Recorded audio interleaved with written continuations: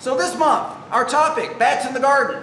So, you know, Houston Astros, they won. They're going to the ALCS. Baseball season, World Series coming up. All those big baseball fans, what can we do to incorporate baseball into our garden? Well, it might be a bench, you know, it might be a chair. But, you know, perfect topic for this month, with it being baseball season and the World Series.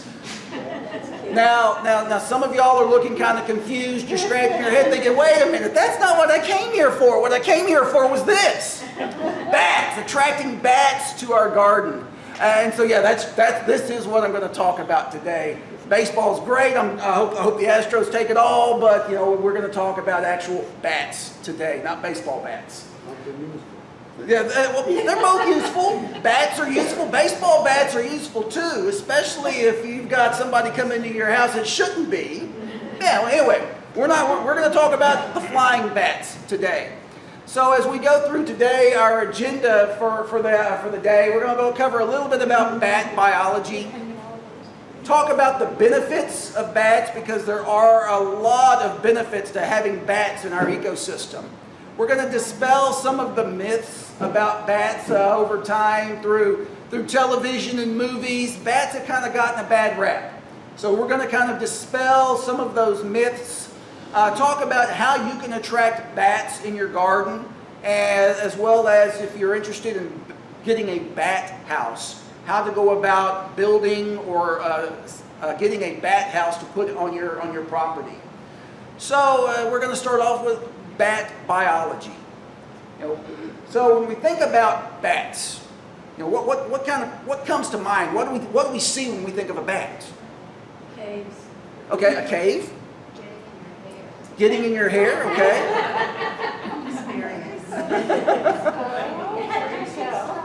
So I mean, we all have different images that come to mind when we think about bats, but bats are mammals, and when we think about what makes an organism a mammal, they have warm blood. They're warm-blooded, just like you and I are warm-blooded. You know, cats and cows and dogs are all warm-blooded, as opposed to our reptiles that are cold-blooded, our snakes, our lizards, our alligators. So bats are warm-blooded. In addition to that, bats are covered with hair. Hair is another characteristic of mammals. So they're warm-blooded, they're covered with hair, and bats give birth to live young. They don't lay eggs, they actually give birth to live young. In addition to giving birth to live young, they also nurse their young, and their young are referred to as pups. So the female bats will actually nurse their young. Bats do have wings that will allow them to fly, so they're kind of unique in regards to mammals. You know, most mammals we're used to thinking about, we're confined to the ground. But bats have that ability to fly through the air. And then also, bats are nocturnal. They are active primarily at night. They sleep during the day, and they are most active. They're active during the nighttime hours. You know, we've all probably heard the saying, blind as a bat. But how good is a bat's eyesight really? Well, in reality, they can really see quite well. They've got very good eyesight. But the reason bats have kind of gotten this image of, or the slang or the term blind as a bat, because bats use echolocation in order to find their prey, in order to find the insects, the bugs, the small mammals, whatever they might be feeding on. They use echolocation to find that. And basically what echolocation is, it's a high-pitched frequency that they will emit, and those sound waves will travel out. And whenever those sound waves hit an object, the waves are reflected back. And that's how the bats can pick up where their prey is or where they're going, because it's night, it's dark, it's hard to see. Even though they have good eyesight, it's dark. So they use this echolocation at night in order to help locate their prey. And we can't hear this high-pitched frequency. If you've ever had the chance to see a bat emergence, you will hear some chirping or you'll hear a sound, but it's not that high-pitched frequency that the bats are emitting that you are hearing. You're actually hearing some of the chirping sounds from the bats, but it's not their echolocation. When we look at the anatomy of a bat, they're very similar to us. There's a lot of similarities between bats and especially when you look at their bone structure, their bone anatomy, there are a lot of similarities between bats and birds and humans. Of course, bats have feet. They have knees. We have knees. They have a tail. We don't have a tail anymore. I mean, during our development process, or while we were in the womb, we had a tail, but we lost that. But we as humans did have a tail at one time. They've got big ears. They've got big ears that helps them pick up that echolocation frequency. They've got their wing membrane, kind of like we've got the webbing between our fingers, but they also have 5 fingers. They've got a thumb, and then they have 5 fingers on each side, on each arm. So they're very similar in their anatomy to birds and to humans as well. In Texas, there are a lot of bats in Texas. Of the 47 species of bats found in the United States, 32 of those species can be found in Texas. And probably the most common, the most popular bat species in Texas is the Mexican free-tailed bat. If you've been in the San Antonio area, around the Bracken area, that's one of the world's largest sources or homes to the Mexican free-tailed bat. You can go watch the bat emergence, and literally millions of bats will come out every night in search of food. There are many locations around Texas if you would like to go watch bats emerge. Near Fredericksburg, there's the Old Tunnel Wildlife Management Area, Wildlife Refuge, I can't remember what it is. Anyway, it's an old train tunnel that has been abandoned for decades. It's under the control of Texas Parks and Wildlife. There's bats housed in there that will emerge every night, so you can go and you can watch the bat emergence. In the city of Austin, under the Congress Avenue Bridge, people will gather in the evenings to watch the bats emerge.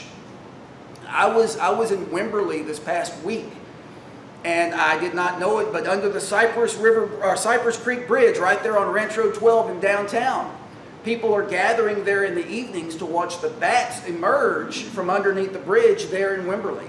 So there's a lot of places across the state to go watch bats. Texas Parks and Wildlife has a great list on their website of places you can go and watch bats emerge. And for many of these, it is going to be the Mexican free-tailed bat.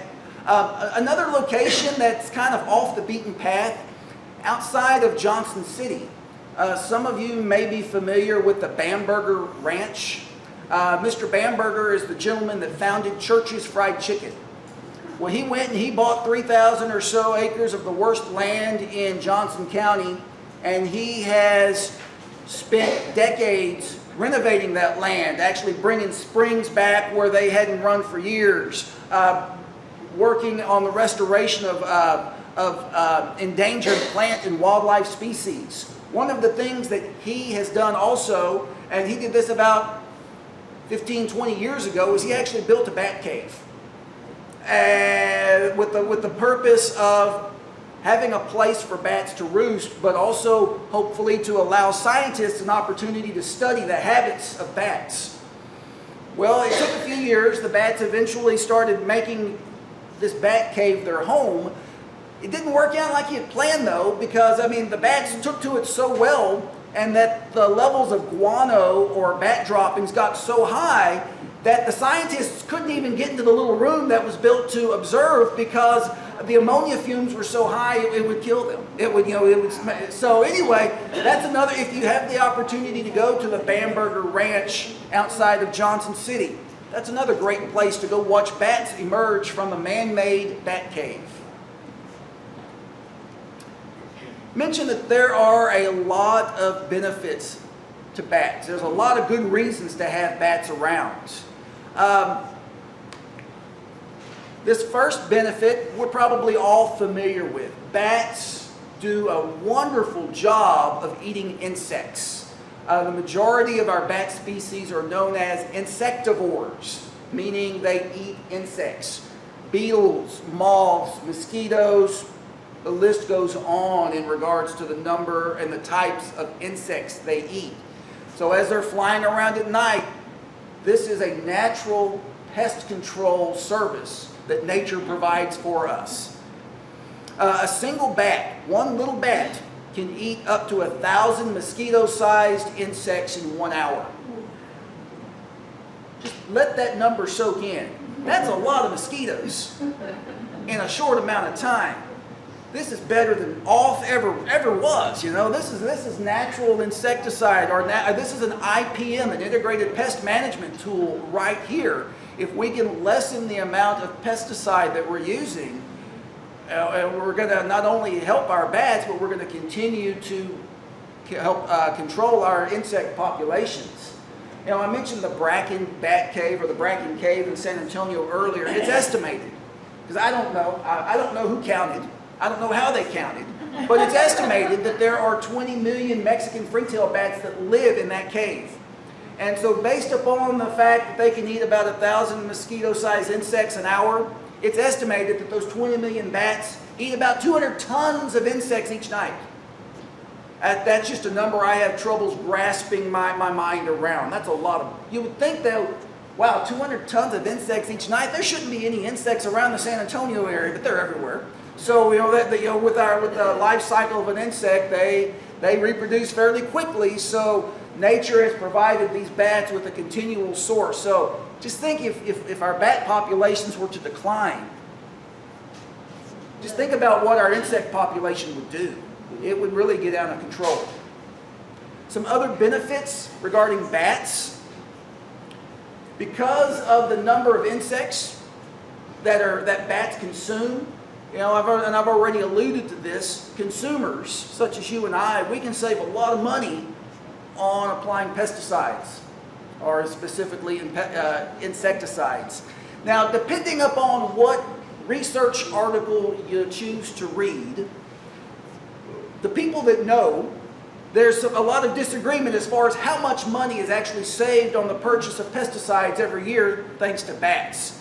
I've seen figures of anywhere from $3.7 billion annually to $53 billion annually saved. So I was never all that good at math. I don't know how, if they were looking at different numbers. I don't know why it's such a big gap. But anyway, bats save us a whole bunch of money every year in purchasing insecticides for the control of insects.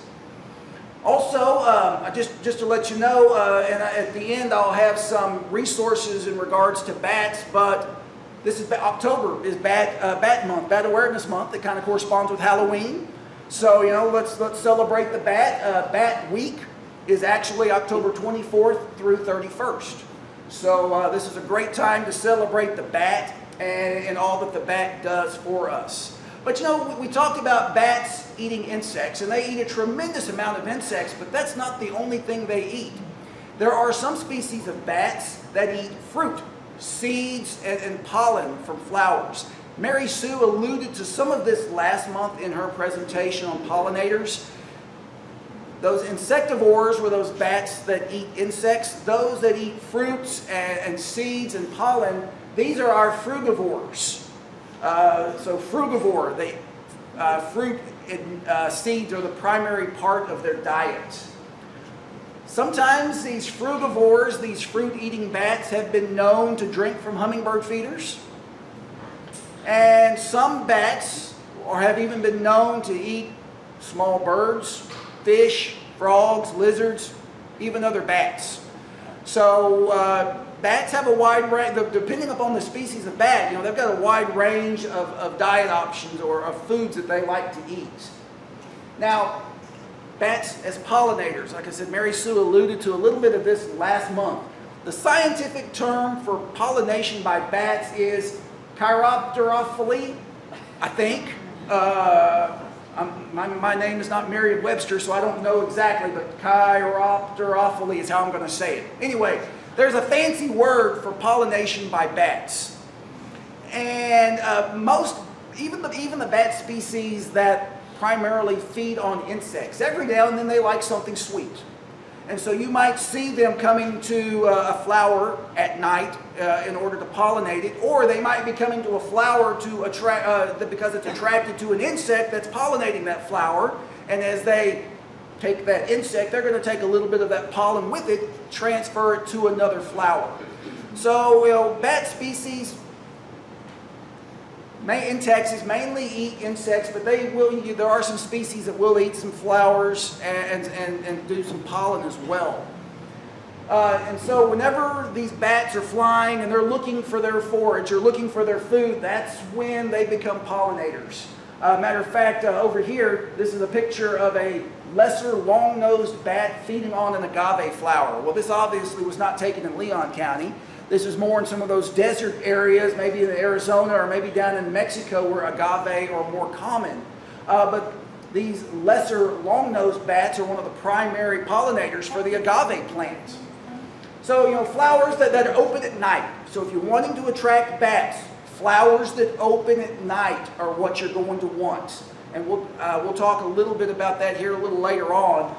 Moonflowers for one example. You want them that are large in size, so large flowers, pale white or a white color and a fragrance. And you want flowers that produce a lot of nectar. And as we think about some of the commercial products that we see at the store, bats play an important role in the pollination of mangoes, bananas, agave, and cocoa. So let's think of it this way. If it weren't for bats, we wouldn't have tequila and chocolate. So thank you, bats. I like chocolate. Now, growing up, I remember watching some of those scary movies about vampire bats. Well, what about vampire bats? They're going to come suck my blood. Well, there's only 3 types of vampire bats. And the good news for us, they all live in Central and South America. They're not here in Texas. They're not in the United States. We don't have to worry about vampire bats. And vampire bats, even if they were here, they don't feed on human blood. Vampire bats mainly feed on blood from cattle and sheep and horses, livestock. So we don't have, even if they were here, we don't have to worry about vampire bats feeding on us. We're too active, we're too mobile. We think about cows and sheep, they're standing there, they're grazing in the field, they're resting in the field. Those bats will swoop down and feed on them at that time. They're not as active as us. So don't worry about vampire bats. Now, a little bit about dispelling some of those myths about bats. They're not as bad as movies and books have made them out to be. So, the first myth. Bats are flying mice. Well, they're about that size. They're maybe more like a flying rat, depending upon the species. Bats aren't that large. Mice aren't that large. But actually, the closest relative to bats are our carnivores, our dogs, and our cats, and our bears. They are more evolutionary related to bats than mice are. Most rodents, our mice, our rats, those rodents, they usually have a very short lifespan. They'll start breeding at a very young age, and they will breed many times and produce a lot of young. Typically, they've got like a 1 to 2 year lifespan. So when we think about a mouse or another rodent, they're not going to live very long. They've got a very short gestation period. The mice, rodents do, typically 19 to 21 days. Depending upon the rodent species, it might be a little longer, a little less. And typically these rodents have 6 to 8 young at a time, and they have anywhere between 5 to 8 litters a year. Now these are rodents, mice, rats, those type of animals. Let's compare that to a bat. For their size, bats have extreme longevity and probably one of the slowest reproductions of animals their size. Most bats live about 20 years, less than 20 years in the wild. when we compare that to mice and rats that live 1 to 2 years. So bats can have a very long lifespan. They generally have a gestation period of 6 to 9 weeks, as opposed to 19 to 21 days. And rather than giving birth to multiple young at one time, typically bats only have one pup at a time. So a lot of differences between bats and rodents. So no, a bat is not a flying mouse. Another myth about bats is that bats fly towards and get tangled up in your hair. Well, it can happen, but bats, whenever bats are roosting, they typically hang upside down, whether it be in a cave or in a bat house or in an old tree. They're hanging upside down. And whenever they wake up and they get ready to go forage at night, they will tend to drop down from their roost, and then they'll flap to start their wings in order to take flight. So they're actually kind of releasing their feet, releasing their toes from what they're roosting on, falling a little bit before they'll start to fly. And while it appears that they are swooping down on you and they want to nest in your hair, that's not what they do. They're not going to nest in your hair. They don't make a nest. And if they do get close to you, if they do get in your hair, it's purely by accident. Maybe they were after an insect that was flying up above you. Bats typically do not fly towards your hair to make a nest or to get tangled in your hair. So one of the things, another dispelling some of the myths, it can happen, but that's not their intention. Another myth related to bats is that bats carry rabies. Well, yes, as a mammal, bats can carry rabies. But according to the Center for Disease Control, and in studies they have done on bats, only 5 to 6% of the bats they captured and tested carried rabies. So that's 94-95% of the population of bats that did not have rabies. Dogs and other wildlife are more likely to transmit rabies to humans than bats do. And but as with any wild animal, don't handle a bat unless it's absolutely necessary. If you find a bat on the ground, leave it alone. If you have to handle it, put on gloves. Use a shovel. But don't handle it barehanded, and don't handle a bat unless you absolutely have to. And then another myth. I don't know if y'all remember Bat Boy. Weekly World News made a lot of money making reports about Bat Boy. Golly geez, I remember for several years there were sightings of Bat Boy, and I think he was seen at a political event shaking hands with Barack Obama, and there was all kind of news related to Bat Boy. Well, even though bats are mammals, there is no possible way for any kind of interspecies breeding between humans and bats. So even if a bat bites you on the finger or gets in your hair, you're not going to have Bat Boy. So let's not even think about Bat Boy. So, what are some ways we can attract bats to our yard and to our garden? Knowing the benefits that bats have, there's got to be some ways we can bring them in.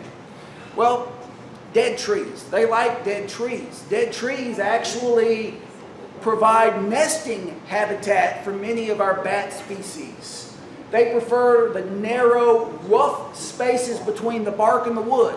So as we think about a tree, once a tree dies, what typically tends to happen? The bark tends to separate from that wood. Well, that area of separation between the bark and the wood makes great nesting habitat for bats. So if you've got some old dead trees on your property, if they're not endangering any structures or any people, maybe think about leaving those trees up. It's not only great nesting habitat for bats, but those dead trees and snags provide great habitat for other wildlife as well. Some of that habitat that those dead trees provide for are for the very bugs that bats eat. So by keeping those dead trees, not only do you have nesting habitat for bats, you've also got the kitchen where their food is being prepared. Plant night blooming flowers. We talked a little bit about this earlier. Some of those, because those night blooming flowers, with bats being active at night, nocturnal, active at night, you're going to want to plant flowers that are going to be open at night, attracting those nocturnal insects. Primarily moths, when we think about it, because they're going to be attracted to those night blooming flowers. Bats are going to consume those insects that will try to chew into your plants. So if you don't want a lot of those chewing insects, plant some of those night blooming flowers to bring in the bats to control those chewing insects. And some of the night blooming flowers you might want to consider planting in order to bring in those bats. Daturas, moonflowers, 4 o'clocks, yuccas, evening primrose. Those are some of the many night blooming flowers that you can plant that will help to bring bats into your garden, into your yard. And then also, you want plants with blooms in pale colors. So dahlias, thyme, even honeysuckle. Some of those pale colored flowers, that's going to attract some of those insects in that will bring in your bats as well. So that's a short list of some of the many plants you can use to bring bats into your landscape. Now, because bats primarily feed on insects, limit the use of pesticides that you use if you want to bring the bats in. Avoid the use of pesticides because those pesticides are going to kill those insects. If you don't have the insects, you're not going to bring in the bats. You might use a pesticide and it maybe has made the insect sick. The insect just hadn't quite totally died just yet. The bat can ingest that insect and it can make the bat sick. Now, I'm not saying that pesticides are bad. I'm just saying if you're wanting to attract if you're wanting to attract bats, let's think about what their primary food source is. And if we're killing off their primary food source, well, we're not going to have bats. So try and limit your use of pesticides. And think of bats, as I mentioned earlier, as a tool in your integrated pest management toolbox. When we think about the number of insects that a single bat can consume, that's a tremendous number of insects. So let's use some of our natural pest control methods and some of that money that we would have spent on insecticides, let's keep that in our own back pocket. Pregnant or nursing mother bats. Pregnant or nursing mothers of some bat species can often consume their entire body weight in insects each night. Now, these bats don't weigh much. They generally weigh just a few ounces. But when you think about how many insects make a few ounces, wow. And okay, let's think about, I can't even begin to imagine eating 180 pounds of food every day. I wouldn't be able to fit through that door. I'd have to continuously increase my consumption of food because I'd be getting bigger and bigger. But bats, they've got a high metabolism. They can burn off the energy that they get from that consumption, even if they are eating their entire weight in insects every day. Cats, if you've got cats and you want bats, keep your cats indoors.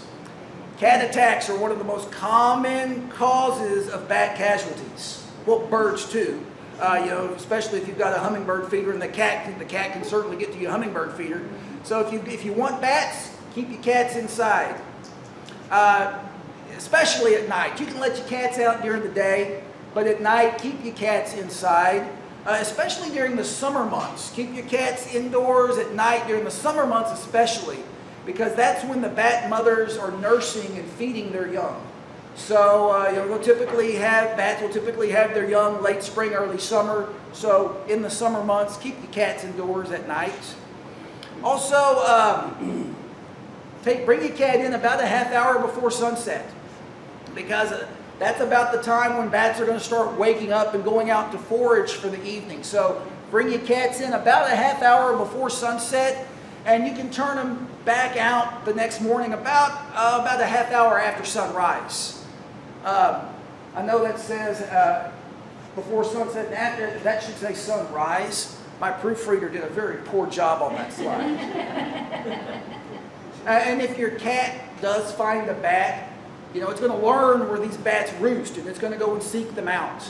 and it's going to put the whole colony at risk. So if at all possible, don't let, if you're wanting to attract bats, keep your cat indoors at night. And then another way to attract bats is to install a bat house. You know, setting up a bat house at your home is a great way to get more involved in protecting bat species. You know, here is a picture of a bat house on a chimney. Bat houses provide you with an opportunity to observe bats' behavior at a distance, of course, but it gives you that opportunity to bring bats in, natural pest control, and you can watch them as they fly out in the evenings or back in the mornings if you're up that early. So whenever you're installing a bat house, a few things to keep in mind. You want, it's an easy way, a bat house is an easy way to provide bat habitat. Yes, it's an artificial habitat, it's not like a cave or that space between the bark and the wood of a dead tree, but it is an easy artificial habitat for bats. There's a lot of resources on the internet out there in regards to building a bat house. You can also buy a commercially made bat house. I'll give you some resources here in a little bit where you can find more information and some actual plans on how to build your own bat house. But you want to use a rough wood, a non-toxic wood such as plywood or cedar.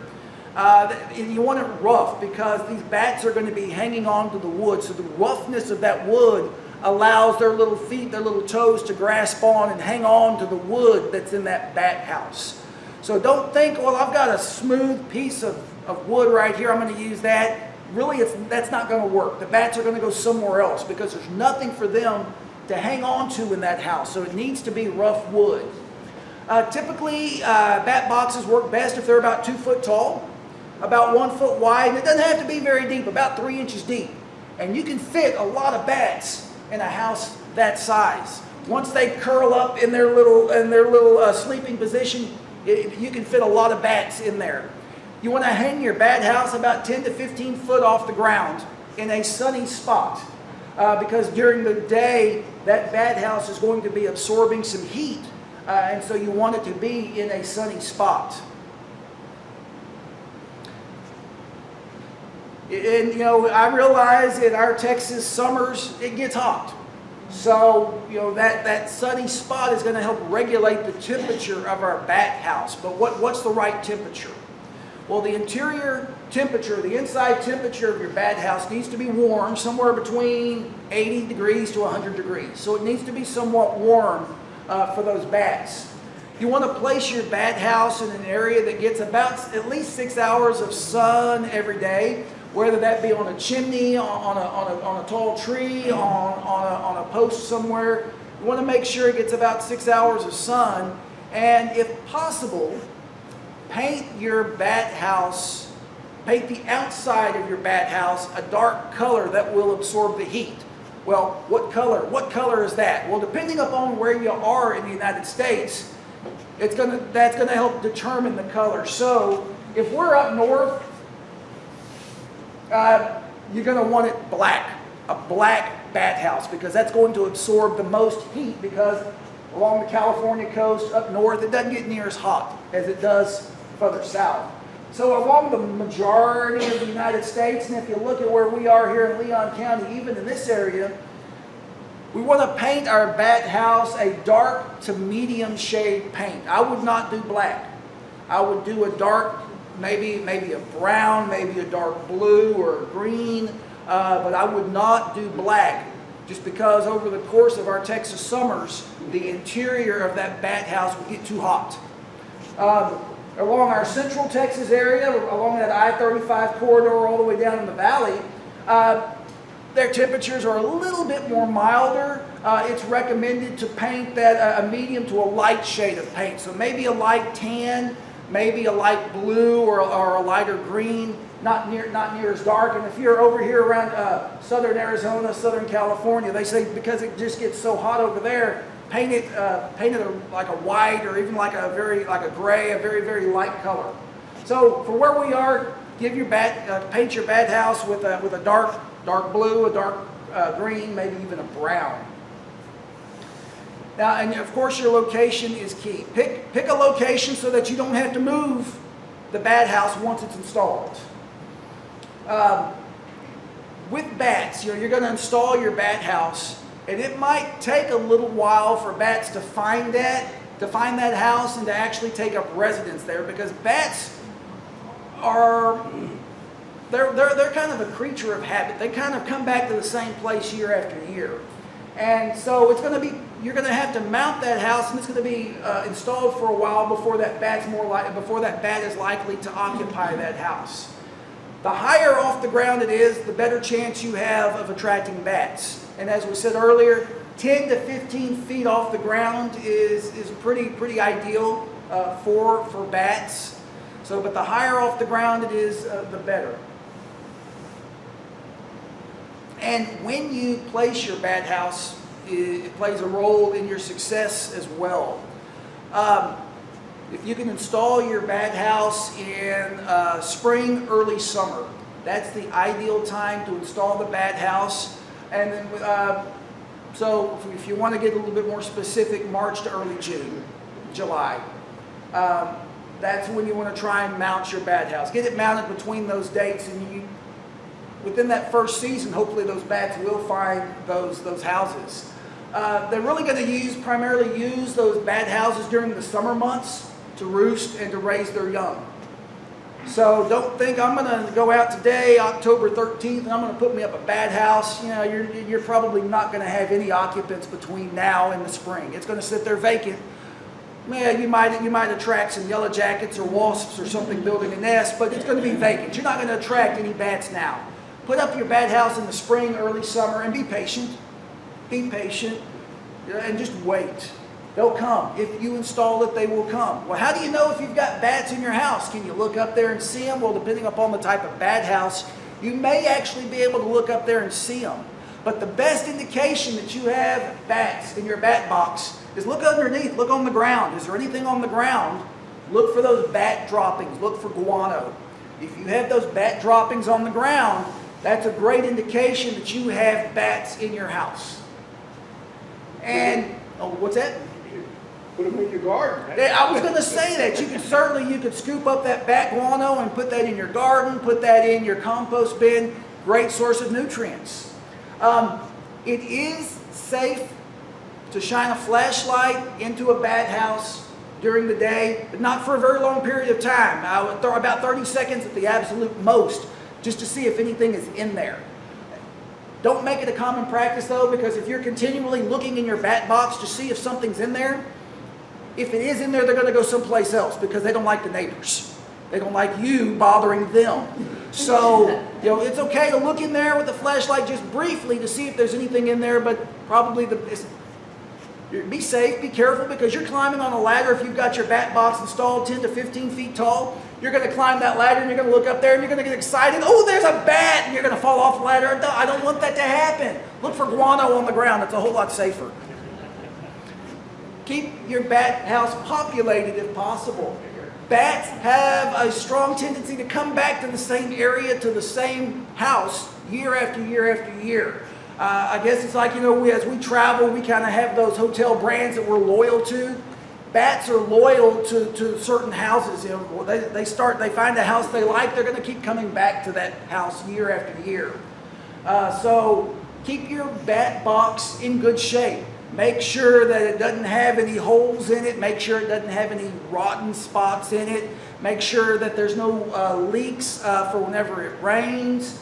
So after the bats leave, or after they vacate after the summer, so late fall, winter, that's the time to inspect your bat house and do some routine maintenance. Make any repairs that might be needed whenever those bats aren't around, so that whenever they come back in the spring and summer, they're ready. That house is ready to welcome them back to your landscape and to your garden. And make sure also that that wasps haven't taken over those bat houses.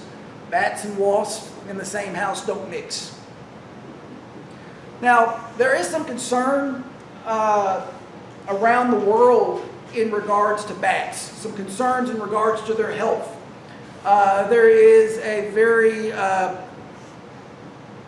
there's a fungal disease that's affecting bats that we're still learning a lot about. It's called white nose syndrome.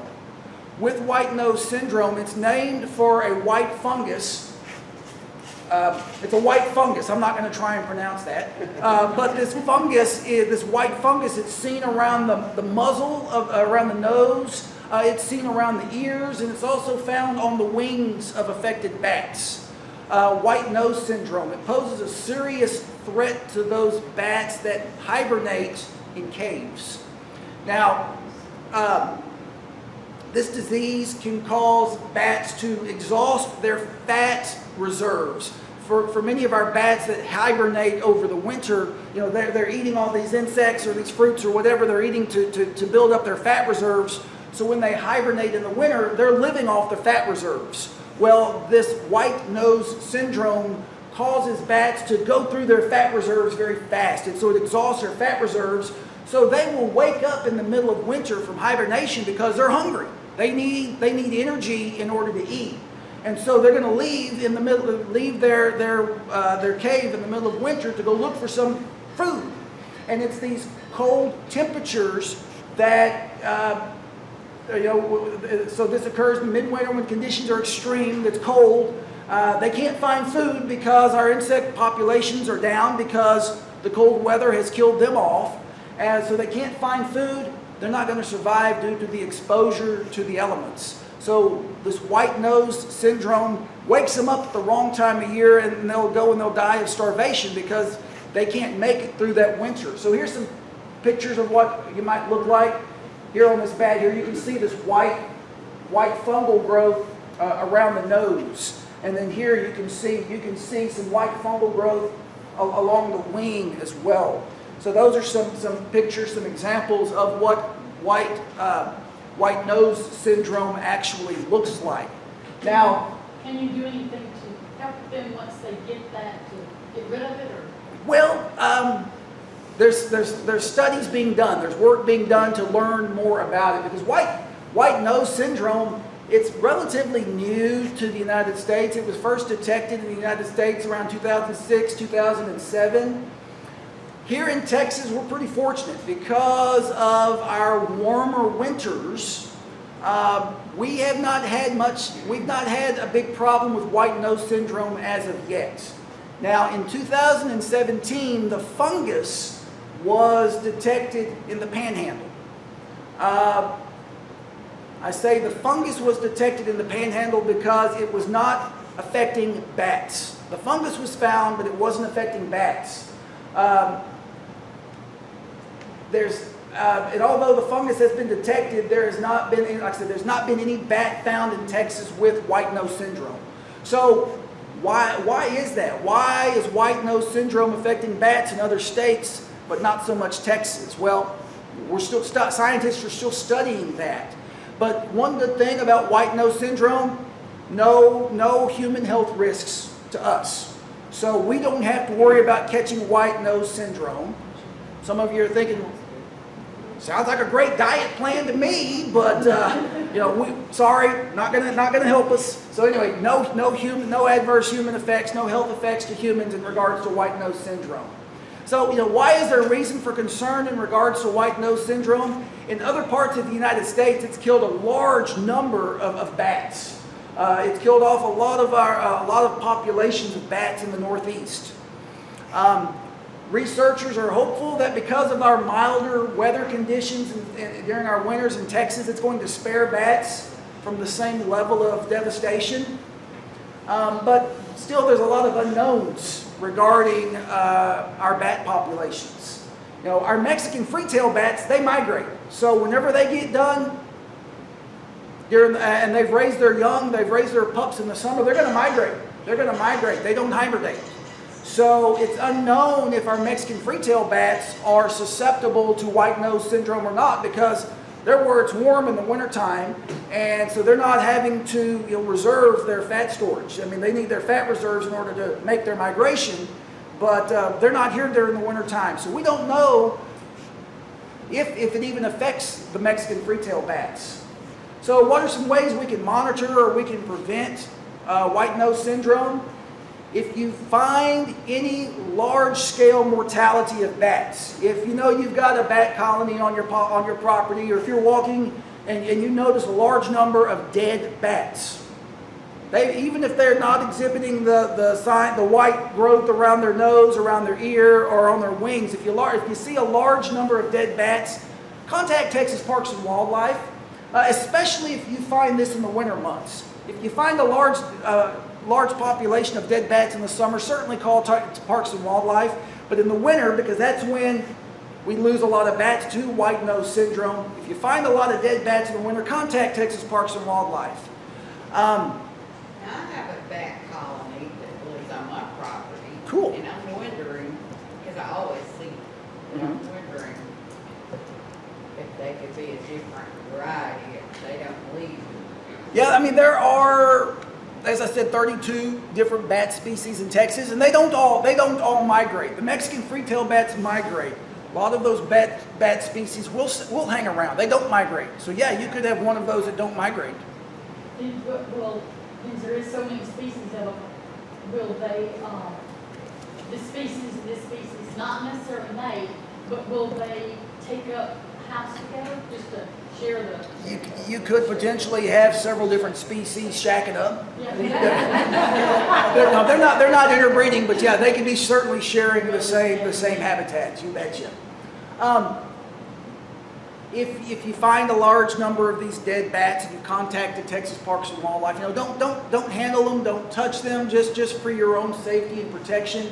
And whoever they send out, you're going to see they're going to be wearing gloves and all sort of protective equipment just to make sure that they're safe. And especially if you find them near a cave, it's no telling what's in the cave, what are the levels of ammonia in regards to because of the guano. So they might come out in some decontamination suits and all. Don't be alarmed. So what are some resources? Some resources for more information on bats. Bat Conservation International. They're actually based out of Austin. They've got a lot of great research-based materials on their website in regards to bats, bat habitats, building your own bat box. Matter of fact, on their site, they've got the Bat House Builder's Handbook. Nice little resource, and they talk about bats, bat biology, and they've got in there 2 or 3 different types of plans for bat houses. They have a single-chambered bat house. They have a 4-chambered bat house. They have one that they call the 2-chamber rocket house, which is a much taller, skinnier bat house, but a great resource if you are interested in building your own bat house. I was going to build me a bat house, but then the price of lumber skyrocketed, so I said, the heck with it.